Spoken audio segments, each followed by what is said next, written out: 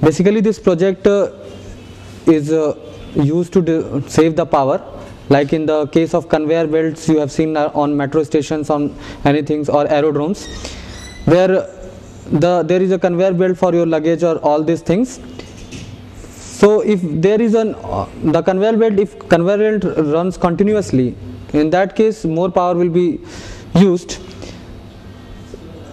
In the other case we can do, when an object or any obstacle is placed on the conveyor belt, then its operation operate.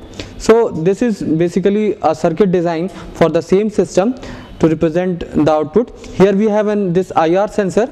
This IR sensor will detect the obstacle. This is the processing unit with a display. This is the display unit, and this is basically the load system that will actuate. We can see the object will work something like this. If the load is active, you can see actuation system, load active, then your system has operated. If the load is not active,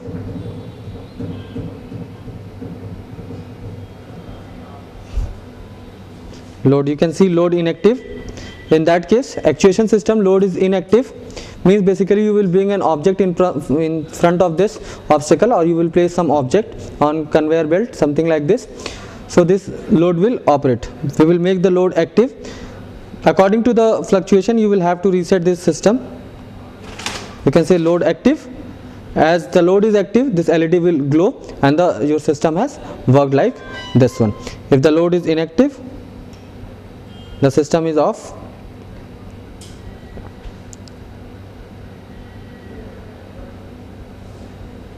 And LCD will display load inactive. This is how your system will work.